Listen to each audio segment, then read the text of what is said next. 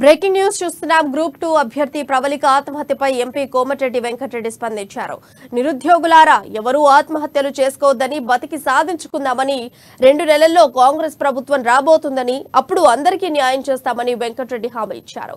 కాంగ్రెస్ ప్రభుత్వంలో నిరుద్యోగులను కడుపులో పెట్టుకుని కాపాడుకుంటామని చేతులెత్తి మొక్కుతున్నానని, దయచేసి ఎవరూ ఆత్మహత్యలకు పాల్పడకండని వెంకటరెడ్డి విజ్ఞప్తి చేశారు. కన్న తల్లిదండ్రులకు కడుపు శోకం మిగిల్చొద్దని, ప్రవళిక ఆత్మహత్య తీవ్ర దిగ్భ్రాంతికి గురి చేసిందని, ఇది ముమ్మాటికి ప్రభుత్వ హత్య అని వెంకటరెడ్డి ఆగ్రహం వ్యక్తం చేశారు.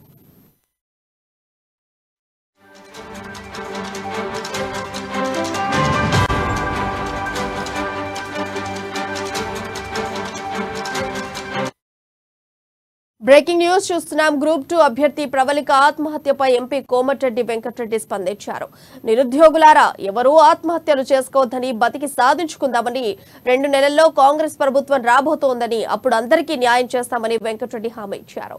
కాంగ్రెస్ ప్రభుత్వంలో నిరుద్యోగులను కడుపులో పెట్టుకుని కాపాడుకుంటామని చేతులెత్తి మొక్కుతున్నానని, దయచేసి ఎవరూ ఆత్మహత్యలకు పాల్పడకండని వెంకటరెడ్డి విజ్ఞప్తి చేశారు.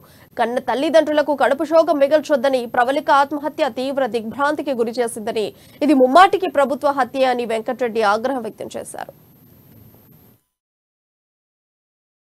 వరంగల్ చెందిన ప్రవళిక అనే అమ్మాయి గ్రూప్ 2 ఎగ్జామ్స్ 2 సార్లు వాయిదాతో నిరాశకు గురై ఆత్మహత్య చేసుకోవడం చాలా బాధాకరం.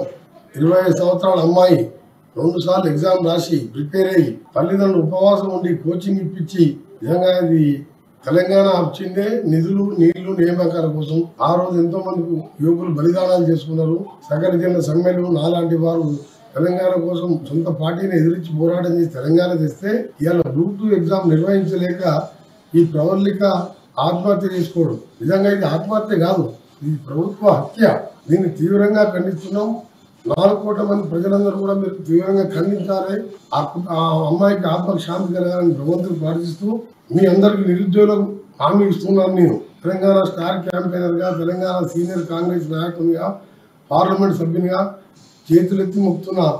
మీ కన్న తల్లిదండ్రులకు మీరు పుత్రశోకం పెట్టకండి.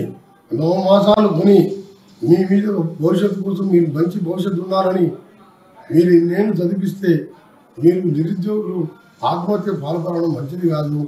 వరంగల్ చెందిన ప్రవళిక అనే అమ్మాయి గ్రూప్ 2 ఎగ్జామ్స్ 2 సార్లు వాయిదాతో నిరాశకు గురై ఆత్మహత్య చేసుకోవడం చాలా బాధాకరం. 25 సంవత్సరాల అమ్మాయి